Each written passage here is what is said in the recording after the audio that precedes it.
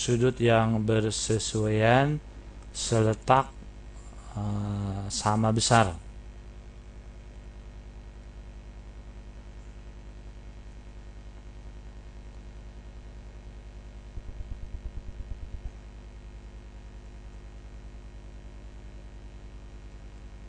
Kemudian dua bangun datar yang sebangun juga harus memenuhi syarat yang kedua, yaitu sisi-sisi yang bersesuaian seletak sebanding. Nah, ini sisi yang bersesuaian atau seletak.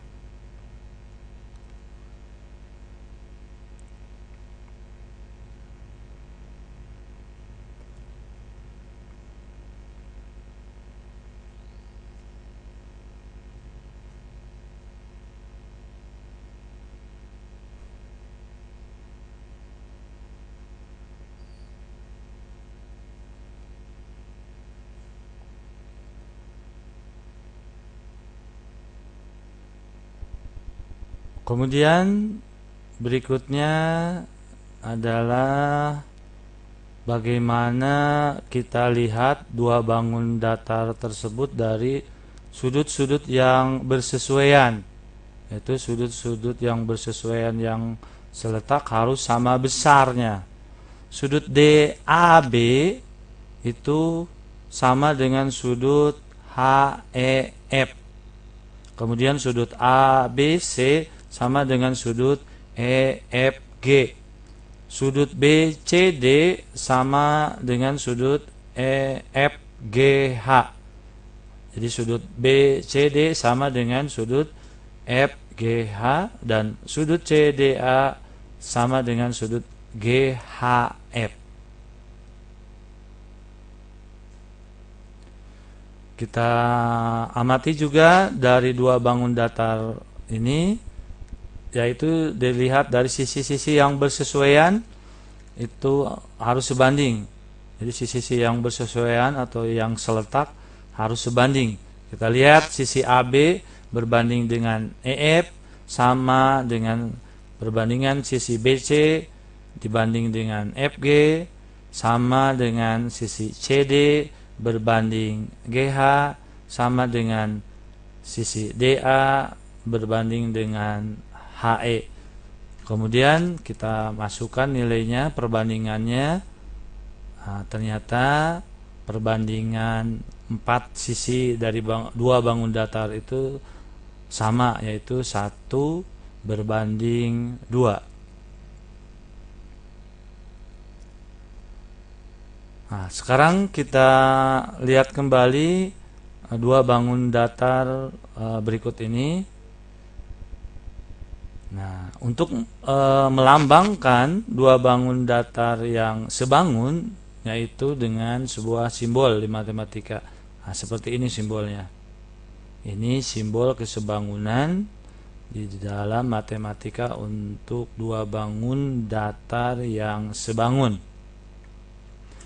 Sesuai definisi, dapat disimpulkan bahwa segi 4 A, B, C, D sebangun dengan segi 4 E, F, G, H. Dapat ditulis dengan segi 4 A, B, C, D sebangun dengan E, F, G, H. Nah, ini A, B, C, D sebangun dengan E, F, G, H.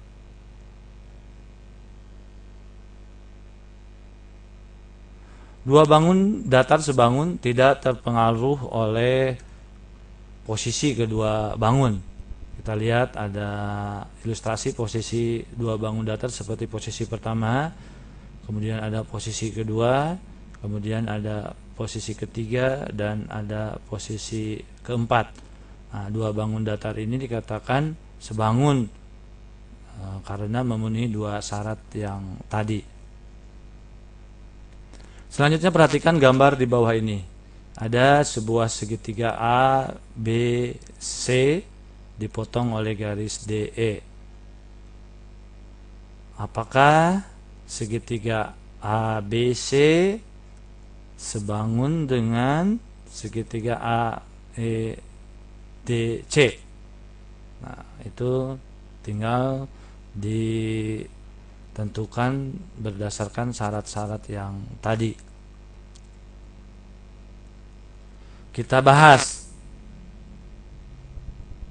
sifat dua segitiga yang sebangun. Yang pertama, sisi-sisi yang bersesuaian sebanding, biasa disebut dengan SSS. Nah, ini segitiga A, B, C, sisi-sisinya yang bersesuaian sebanding.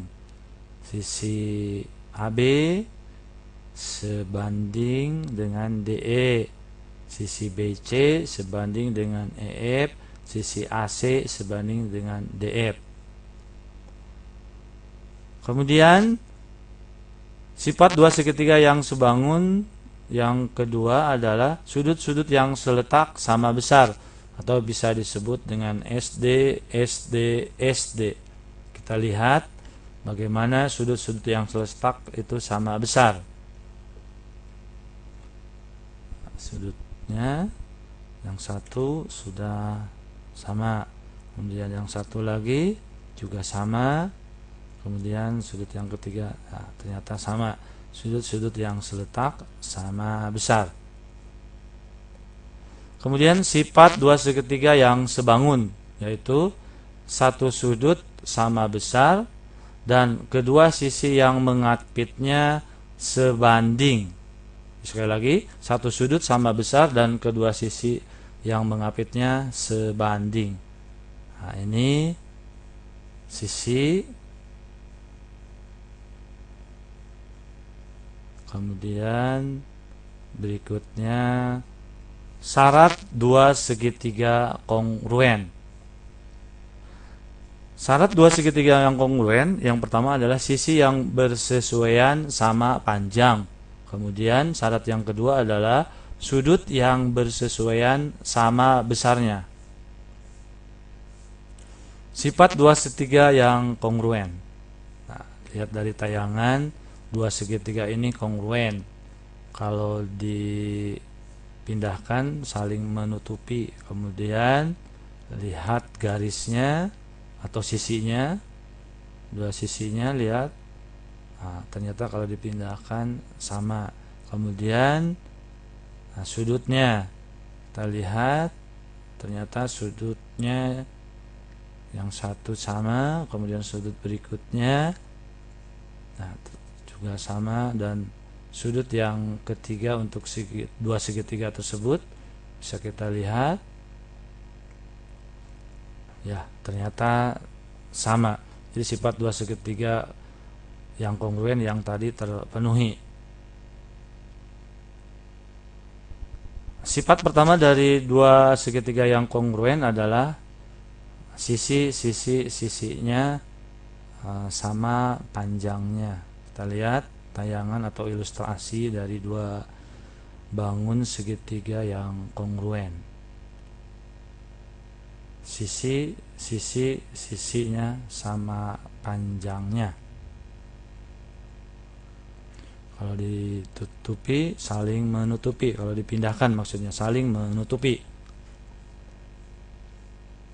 Sifat yang kedua adalah sudut, sisi, sudut.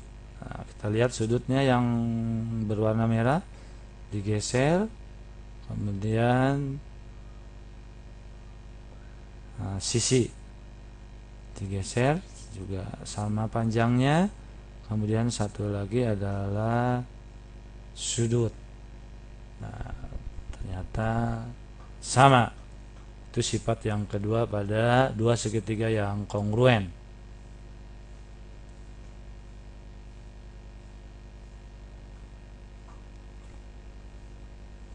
Sifat yang ketiga adalah sisi, sudut, sisi.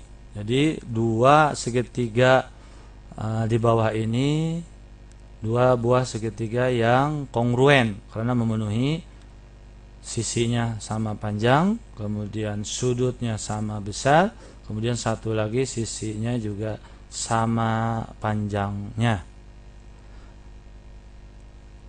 Demikianlah materi kesebangunan dan kekongruenan untuk siswa SMP kelas 9 di semester pertama.